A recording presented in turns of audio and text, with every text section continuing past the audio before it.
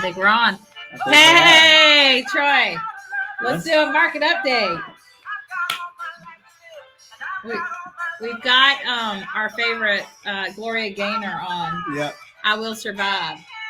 Everyone that ever went to a gay club in the 80s danced to this song, and probably the 70s too. Probably. That was the anthem, and boy, I love that. That was fun times.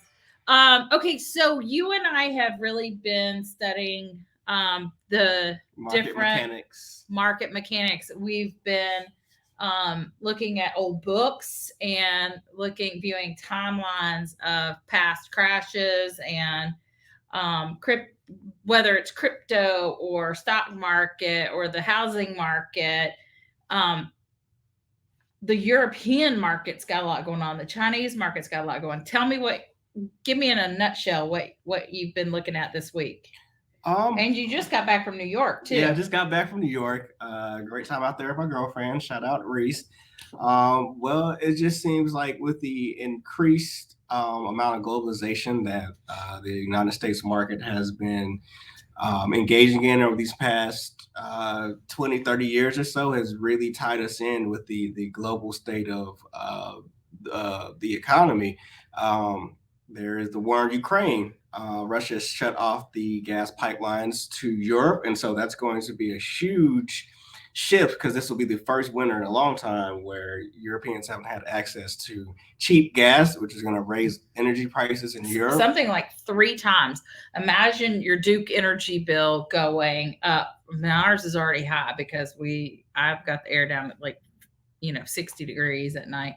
But imagine going from $300 a month to $1,000 a month in 3 months. In 3 months with your energy. That on top of the increase in food prices, gas prices, everything. Everything's going to increase. There's going to be a global supply shock, the global supply chain shock. Oil's not going to be cheap. That means it's going to be more expensive to import and export goods. So the cost of goods is going to increase. There is a huge real estate bubble in China that is really going to play out over these next couple months to years. That's going to have a huge shockwave effect. And then also on top of that, people cannot afford their car notes. There is a huge repossession of people's cars right now. Right. So there's a lot of different things going on, a lot of things to kind of watch out for, and a lot of things to kind of think about. And, it's easy to be like, oh, well, that's happening in Europe, so that doesn't have anything to do with us, or that's happening over in Russia or anything like that. But we live in a very global economy now. And so when one system fails, potentially the whole thing could fail. And so we have been predicting this for about a year and seeing because we deal with clients of every price point. So we deal with a lot of teachers and a lot of law enforcement, all the way to our luxury clients. And it really started hitting our moderate income earners last year. And so we've been getting people out of their high mortgages for about a year while other people were saying, no, the economy's fine. Every housing's fine. Well, it's not fine. It was not fine here a year ago. And now we're just watching the timeline tick by, and we have a prediction coming up.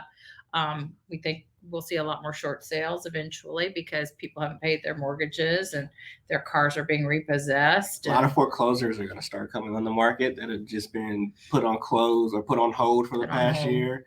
I predict prices coming down slightly, maybe another 20, 30,000 across the board, especially as inventory increases. And we're probably going to see, even though it's going to be more inventory, I think it's still going to be just as competitive. I think it's going to be competitive because there has been such pent-up demand for the last really 4 years even. So demand is still strong, but that doesn't mean prices won't come down as interest rates rise. And the Fed is scheduled to meet again when? Probably middle of this month. They're having another interest rate meeting. People are predicting another 75 basis point increase in the interest rate, maybe even a whole 1% increase. Possibly is not off the table. We're in what appears to be unprecedented times, and so there's no telling.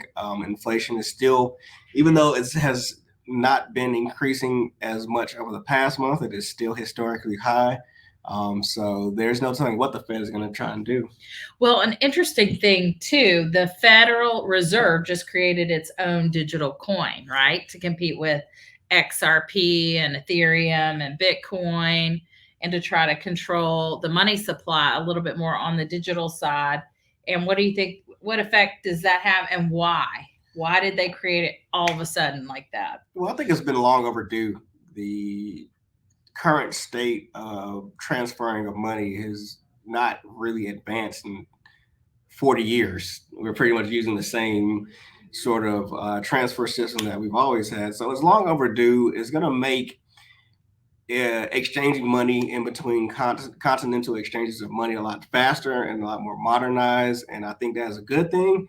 Now, how efficient and how practical it will be still remains to be seen. Hopefully, they really have a plan in place to put together some kind of infrastructure that's going to be beneficial for not only corporations but also regular people. I think with this new system, as it used to take 3 or 4 days to transfer or wire money, it'll be instantaneous. So it'll be interesting to see. Hopefully, they don't step in it on this one. Hopefully they can implement something that's going to be really transformative, and hopefully they'll do something that will really help the people.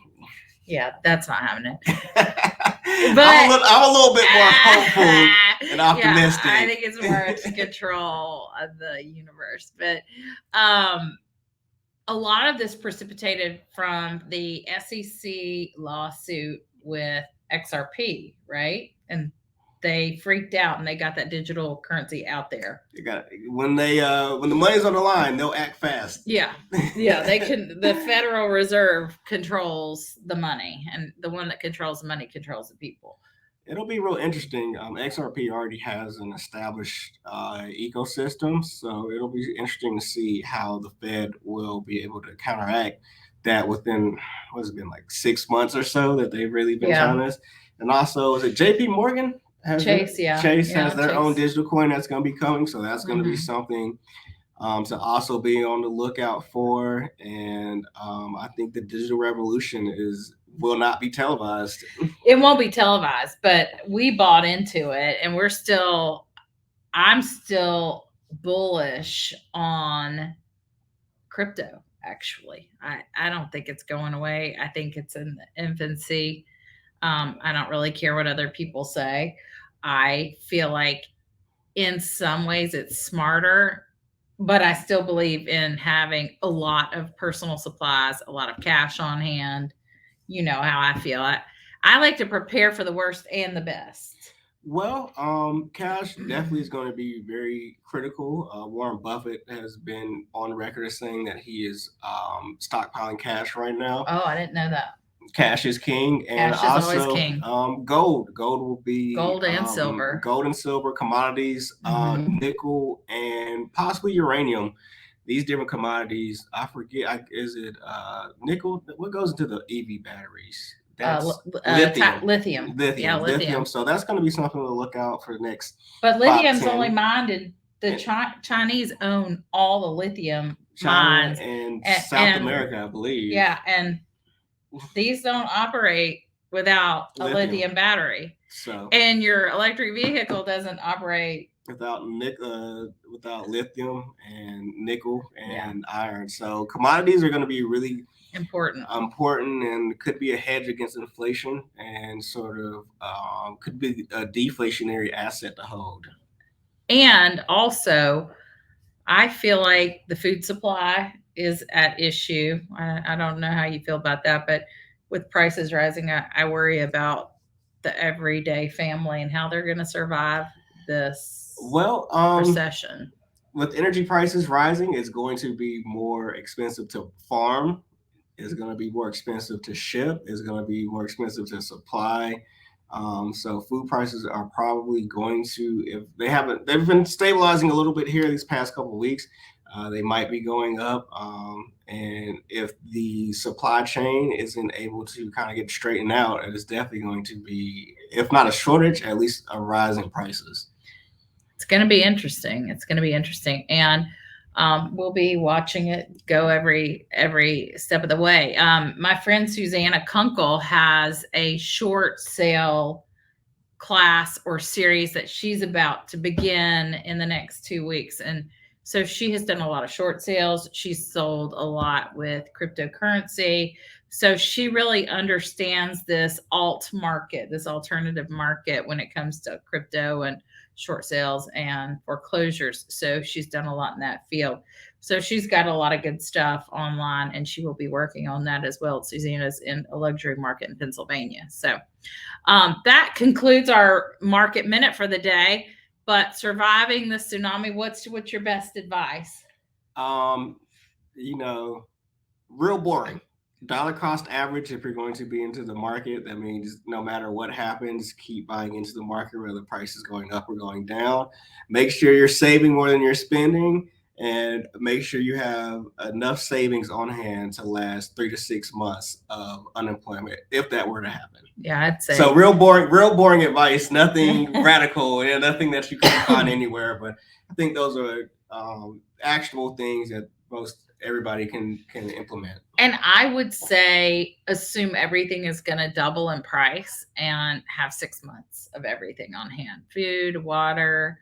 That's something we were talking about earlier, is the water situation. And you said they're water futures. Water is being traded on the stock market. So currently, just like gold and silver and wheat and pork bellies, whatever, all the futures, bacon. Pork belly, that's just bacon. We're always talking about bacon, and I like bacon. Bringing home the bacon. We're bringing home the bacon. So y'all have a great day, and we'll be back with some more market updates as we have interesting things to talk about. Have a great day.